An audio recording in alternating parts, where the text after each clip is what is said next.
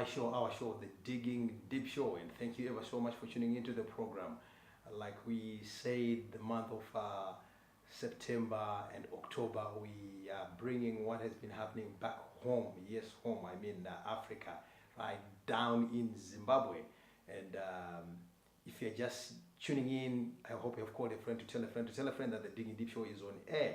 And today we are bringing a man with who wears a number of hats. He's an author, he's a businessman, he's a mentor, an entrepreneur. But you know, I like the word author because we say it's 3 letters just away from authority. So he's a man of authority all the way from Zimbabwe, Mr. Rabison Shumba. You're welcome, sir. Thank you, sir. Thank you for having me. Yes. We have seen a number of books, and we are going to start on the books. All right. When did you start writing? I started writing in the last 5.5 years. That's when I really began to seriously write. But prior to that, I was just motivating young people, but not putting that stuff into writing. But 5 years ago, that's when I started writing. What was the motive of writing books? I noticed that I've got a purpose in life. I live to create greatness in others through inspiration. That's my motto. So because of that, I then realized I needed to spread my network. I needed to ensure that I reach out to people far and wide. And writing a book, you immortalize your thoughts, and books tend to travel to places that you never get to travel to. So because I'm somebody who wants to inspire people wherever they are, I thought writing a book was the best idea. Yes, they say whenever you see somebody doing something that there's a why behind, there's a big motive behind, and seeing you motivating people, standing in front of these young people, challenging them. What is it that pushed you to that? Whilst others are doing other things, they're engaging into different businesses, you took this way of motivating and mentoring young people? Originally, I'm a qualified teacher, and naturally, because of my teaching background, I gravitate towards wanting to help, particularly the younger generation. I've noticed that if we don't invest in the next generation, we may not have a next generation to talk about. Or the worst part is that in our old age, we grapple with the leadership that we have at the time. So I then took a deliberate effort to say, even as I write books, my books cut across the various age groups and demographics, but I more focused on the younger generation, because somebody has to bring them up, somebody has to raise them, mentor them, coach them, teach them, so that they grow up to be the leaders they were created to be. So that the push in me is just the desire to ensure that I increase people's level of exposure.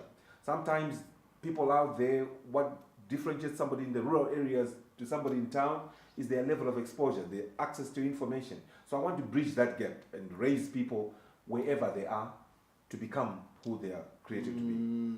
You know, I've had Ben Hinn. He's one man who says every man got his own message.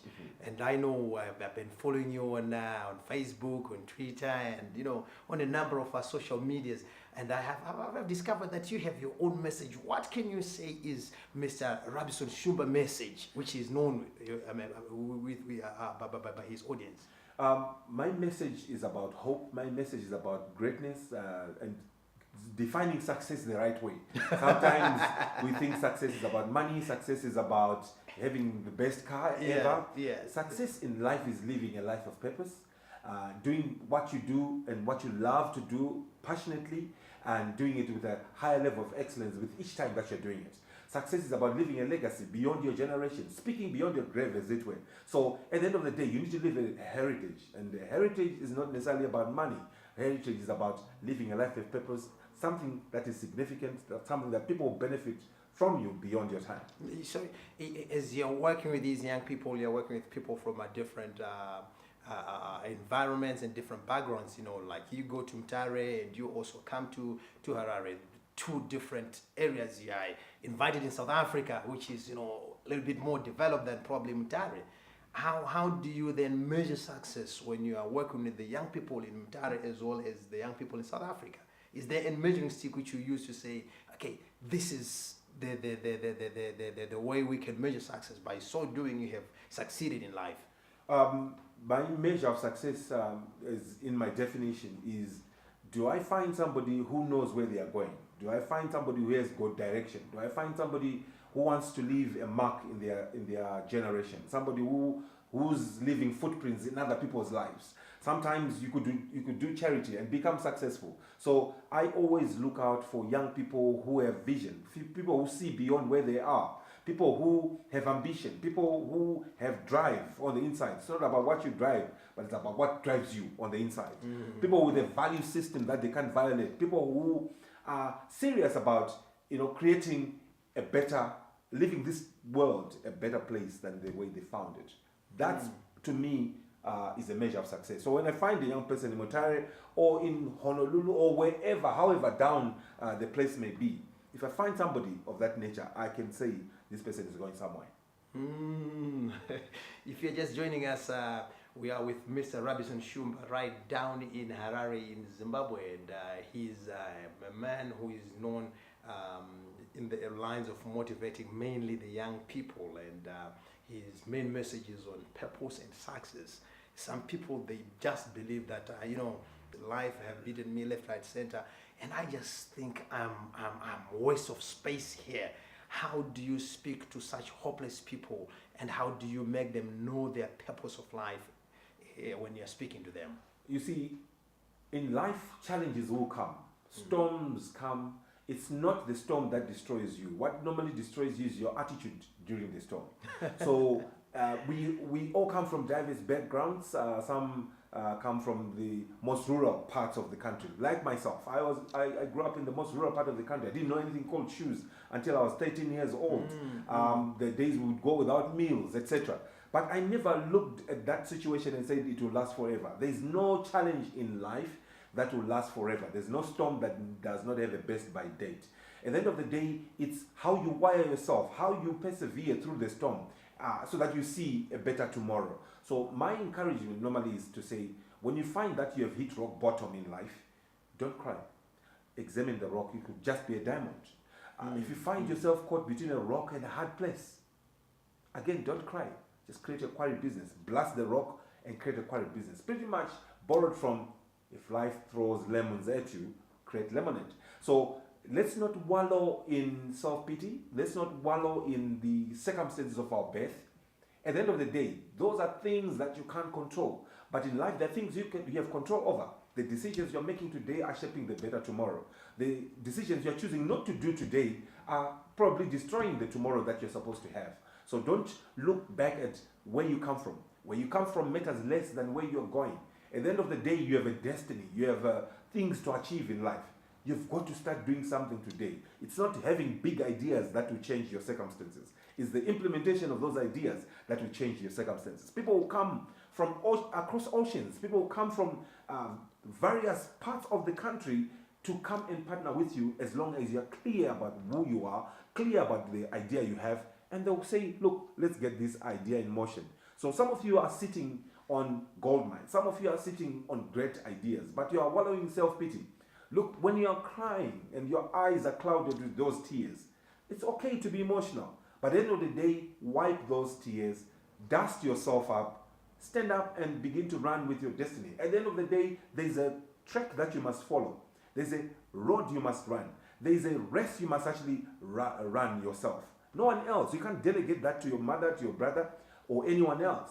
You showed up here on earth for a reason. Everything around you is solving a specific purpose. Everything around you is converting an inefficiency to an efficiency. The car you're driving, for example, is solving a mobility problem. The chair you're sitting in is solving a comfort problem. The house you're in is solving a shelter problem. So who are you as an individual? It's 5 senses, sometimes 6. They say women have 6 senses. Yes. Sometimes 6 senses. Who are you now to look down on yourself and think you are immaterial? Who are you to think that with all that you have, the endowments, the gifts, the abilities, the capabilities that you have, you amount to nothing? It's about you identifying who you are, what you're capable of doing, and beginning to do something about it. Don't look at the other person's purpose. Because the moment you look at the other person's gift, chances are you envy. As you envy, you begin to demean or diminish the value of what you have in your hand. Look and audit all the things that you have in your life. Guess what? They may look small, but they are very significant if you begin to do something about it. So how do you then find your purpose? What are the things that move you? What are the things that you do over and over again without anyone encouraging you to do them? What are some of the things that when you do, you are so productive in. If you're fruitful in something, you are passionate about it, you can do it without anybody encouraging you or paying you for it. It could be pointing you in the direction of purpose. What problem do you, are you always inclined to solve? Whenever you are in a crowd, other people will look at that situation and ignore it. Maybe you're watching a TV program and so you're always moved by child related issues. You're moved by people who are in hunger and poverty. Maybe you're moved by things that have to do with war and instability. Maybe you're a peacemaker. So there are things that you don't have to look down on who you are. Just look out, and there are certain people who compliment you for the things that you are doing. You're singing very well, my sister. It could be in line with the purpose. You spoke well. That word of encouragement that you gave me took me to another place. It could be in line with the purpose. So there's so many determinants or so many things you can look at that can point you in the direction of your purpose. How many books have you wrote so far? I've written, or writing, I think I would say I've close to 20 books because I write 1,000 words every day for the last 5 years, including this morning. Yes. But in terms of publishing, I books. try and publish a book a year. All right. So on my own, I've published about 4 over the last 4 years. But then along the way, there are other people that I've co-authored books with as well. So there are other 3 books that I've co-authored with a number of other authors as well. Talking of co-authoring, there's this which you co-authored with the great Brian Tracy. Correct. Yeah, can you tell us more about the book and what is it all about? And how do you come to meet such great people? Well, I'm a networker by choice. In life, guess what? The money you ever want to make in life is in the networks you're about to build or you're yet to build. You always have to look around and see who is the individual or the individuals that you need to network with. So just as I was doing social media networking, sending messages out there, blogging, using all the various platforms, people are watching. People are seeing exactly what you're doing. They're getting to know your message. They're getting to know your value system. They're getting to know what you're made of. So just as I was doing my normal interactions on social media, I was contacted to say, Brian Tracy and team are looking for people to co-author books with, and because you are a career mentor, you've been mentoring young people, and you have a message for those that are wanting to build their own careers. Don't you want to consider that? And I'm the only African in that particular book. There are 101 authors in the book. There are 100 authors in America, and I'm the only one from Africa who's representing Africa. So Brian Tracy and team, they caught you once you were doing the work. You did not look for them. I did not look for them. They caught me while I was doing my work. So just as you are doing your normal work and you're impacting people, you are living your purpose, other people are watching and they are admiring what you're doing. So we wrote 101 great ways to enhance your career. But back to the books that I've written on my own. The first one is called The Greatness Manual. Bestsellers. They're on Amazon. The second one is called Fountain of Inspiration, Volume 1. The reason I called it Volume 1 is because I've got lots of content. Now I've written Volume 5. I've only published Volume 1 and Volume 2. Volume 2, yes. I create quotable quotes. I create new content every single day. Just this morning I created 2 or 3 other quotes. So every now and then there's inspiration that comes and I immortalize it. I write it down. Either I tweet it, I put it on social media, people debate it, and then I get to realize to what extent does it help people. And then later on, I harvest everything I put on social media into the books. So I did Greatness Manual, Fountain of Inspiration, Volume 1 and Volume 2. And then I did Showers of Inspiration. And this is a poetry book. I wrote it in 45 days, a poem a day for 45 days. But another interesting book that I've written, it's in my Shona language. I'm Shona. And I started posting Shona poetry. Because I said, okay, there are certain things. I used to run away from Shona lectures in school, but guess what? As I matured, I didn't realize there's something in me that wants to speak this particular language. I said, there are people I need to reach who may not speak English. Yes. I started posting Shona poetry. Other people began to like that idea. We then created a page on Facebook called 263 Netembo. Other people started posting. And sooner or later, I harvested the best poems, 80 of them, published the book. Now it's a set book for A-level Shona. And it was actually a nominee for NAMA Awards, the National Arts and Merit Awards, which is a very premier event here in Zimbabwe. So I've written quite a number of books on my own, which I'm publishing 1 a year. The next book, I might as well reveal the title. It's called Networking, for success. Right. If you want Mr. Shumba's books, the details are right on the screen, as you can see. Get in touch with them. They will post them to you. And some of them, they are just on Amazon. So wherever you are in the world, you can grab a copy for yourself. Mr. Shumba, they say leaders are readers. Correct. And it's somewhat difficult for you to write a book if you are not a reader. How often do you read, and what sort of material do you say, if you want to be where I am, I would encourage you to get this number or this kind of books or this sort of books? Well, I read quite a number of personal development books. I have mentors, I have coaches, I have people that have written books that I follow. For example, Brian Tracy himself, Dr. Mike Meddock, who has endorsed one of my books as well, Founder of Inspiration. There are quite a number of authors that they have to do with leadership, Dr. Miles Monroe, etc. So I have a voracious appetite to learn. I never get to a point where I think I know it all. I've learned enough. As I said, in life you can only go as far as exposure takes you. You can never go past your level of exposure in life. If you want to activate the writer in you, you need to start reading. If you want to activate the leader in you, read books. There are also magazines. Read biographies of people that have made it in life. Also read about people who have failed in life. It's not always about people who have succeeded. There are certain people who have tried things and they failed. Again, read them. You'll be inspired and know how to not to do certain things. Somebody says sometimes in life, sometimes we win and sometimes we learn. So if you read from those who, in our mind or in our eyes, they look like losers, but there are lessons that we can learn from them. Rabison, many people know you on the personal development arena. What else do you do in life apart from personal development? Well, there are quite a number of things I do. Like I said originally, I'm a teacher, so I do lecture business leadership. Other than that, I'm a technopreneur. I love technology. I used to be a computer engineer, systems engineer, etc. An IT manager for a number of multinational corporations. So IT in me has never died. The office I'm occupying right now, we're an infrastructure business. So we run a business which is in 3 countries: Zambia, Zimbabwe, and South Africa. So we do all forms of infrastructure, from fiber infrastructure, telecoms infrastructure, building of base stations, water, sewer, energy, you name it. So that's one angle to me. The other thing is, of course, I think comes on the personal development side. The writing, the speaking, the coaching, the mentoring are all the other things that I do.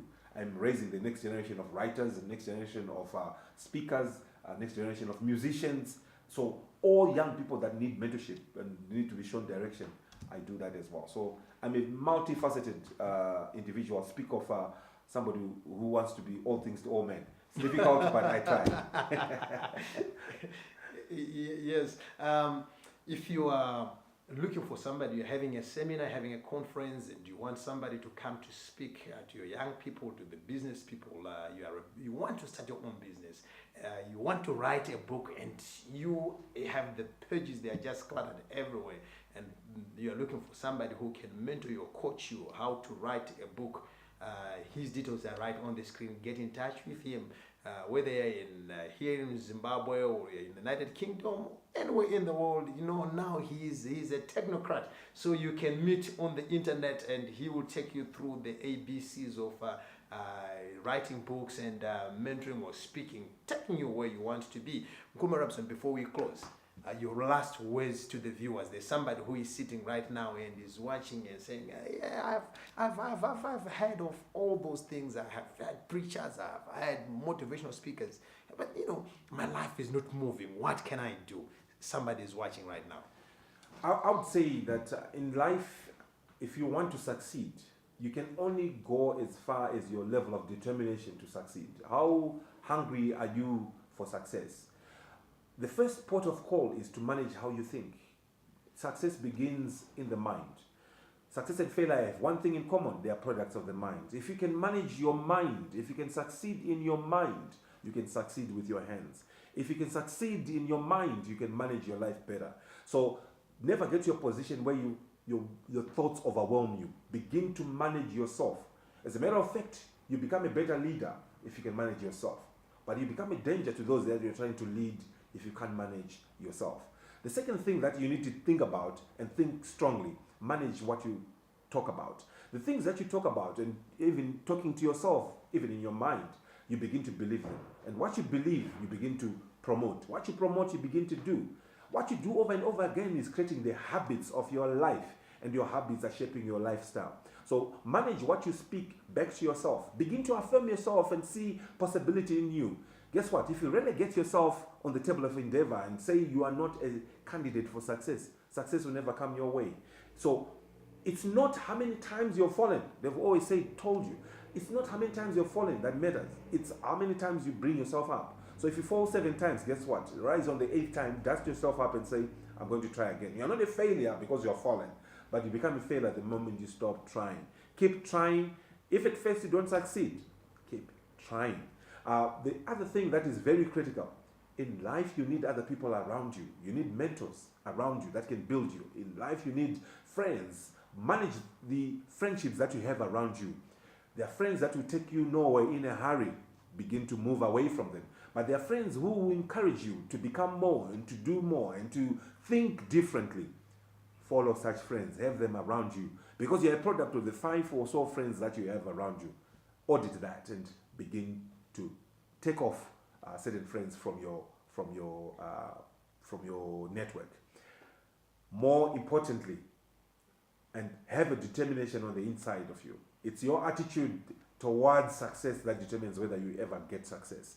If you don't work at it, if you don't implement your ideas will just go with you to the grave. Guess what? They say the richest place on planet Earth is not the diamond fields. It's not the oil fields of Nigeria. It's the graveyard, because certain ideas have gone there untapped. Songs went there unsung. Certain buildings went there. They were never built. So don't sit on your idea. If it's a song, begin to sing it. If it's a book, begin to write it. If you can't write it, speak it. Other people will record it and transcribe it. Do something with what we have. Do all you can with the little you have to create the destiny that you have or that you are supposed to have. The future you desire to have is determined by your determination to see it come to pass. The future will not just happen. The decisions you're making today, you have today to shape the future that you desire. It's your responsibility. Don't blame anyone. Remember, a person is remembered for 2 things: the problem you cause or the problem you solve. And I believe you are going to solve problems of transportation and problems of agriculture, food, and all these other things. It's all up to you. I like Dr. Vincent Odulele, who once said, if God wanted us to live by faith alone, he would not have given us the brains. So he gave us the brains that we use the brain and use the faith. So to those who go to church, remember also to take action after the faith. You are watching your show, my show, our show, The Digging Deep Show. Mr. Shumba, thank you so much for opening your doors for us. It's been awesome being here, and I'm hoping that this will encourage somebody. Thank you very much. What more shall I say to our viewers apart from saying thank you so much for giving us your precious possession, which is your time. And to those who support The Digging Deep Show, The Digging Deep Show will not go this deeper. Yes, I mean deeper, going down to Zimbabwe in Harare to cover this event if it was not because of you. For me and the rest of the team on The Digging Deep Show, we are signing out. Till we meet again. Good is my name. I love you all. God bless you.